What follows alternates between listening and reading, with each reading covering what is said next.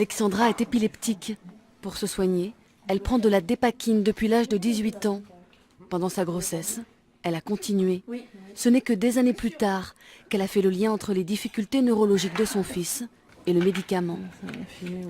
Il avait 10 mois, il tenait toujours pas assis, il a marché tard, il était propre très tard, il a eu des problèmes à l'école, des troubles autistiques, donc il ne jouait pas avec les enfants, ça ne l'intéressait pas, c'est toujours le cas actuellement. Béatrice aussi a pris de la dépakine avec la bénédiction de ses médecins pendant qu'elle attendait sa fille il y a 11 ans. Julie est née lourdement handicapée. Elle a des troubles du langage, un quotient intellectuel nettement inférieur à l'ensemble des enfants. Elle a marché à 40 mois et à 2 ans et demi, elle se tenait encore, on le voit très bien sur cette photo, à la table puisqu'elle était en incapacité de se mouvoir toute seule.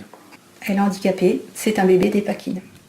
Des bébés dépakine, il y en aurait des dizaines de milliers. Quand une femme enceinte prend ce traitement, le risque de malformation sur l'enfant est de 10%, celui de troubles neurologiques de 30 à 40%.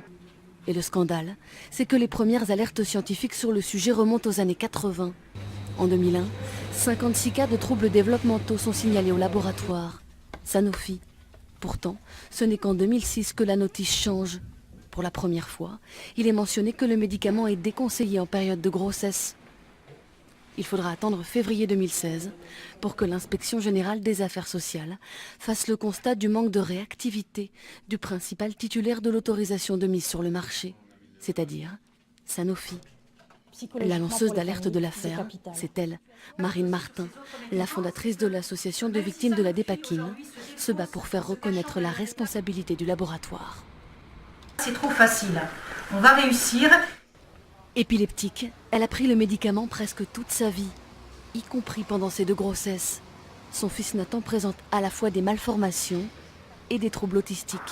En novembre dernier, elle a obtenu la création par l'État d'un fonds d'indemnisation pour les victimes. Les victimes ont besoin de cette reconnaissance-là parce que ça fait déjà 5 ans qu'elles l'attendaient. Ça fait 5 ans qu'on crie un petit peu dans le désert sans que personne nous entende. Aujourd'hui, l'État reconnaît son responsabilité, s'engage pour aider les victimes au quotidien via le fonds d'indemnisation. C'est déjà un premier soulagement. Reste quand même le principal intéressé, Sanofi, qui ne s'est toujours pas manifesté, qui ignore les victimes et les méprise en disant « débrouillez-vous, l'État paiera ». Sanofi affirme qu'il n'a jamais manqué à son obligation d'informer. Mais l'avocat de Marine Martin, le même qui a fait tomber le laboratoire Servier dans l'affaire du Mediator, juge qu'il pourra prouver le contraire. Le fondement de la responsabilité du laboratoire, c'est le défaut d'information. Il a menti à ses consommateurs alors qu'il avait des informations en sa possession, quand bien même ces informations au début des années 90 n'étaient pas tout à fait certaines, tout à fait sûres. Le principe de précaution imposait que le laboratoire, au minimum, informe les consommateurs. Plusieurs procédures ont été lancées contre Sanofi. Autant de fronts de combat pour les familles et les bébés dépakine, dont beaucoup ont maintenant l'âge de faire entendre leur voix. Comme Lisa, née avec une lésion à la colonne vertébrale. Moi, par exemple, ça fait 22 ans que j'attends. Mais les fautifs de ma vie gâchée n'assument toujours pas. Et ça, moi, c'est la première chose que je veux. Combien y aura-t-il de Lisa dans les années à venir? Entre 2007 et 2014, on estime que 8700 enfants sont nés sous dépakine.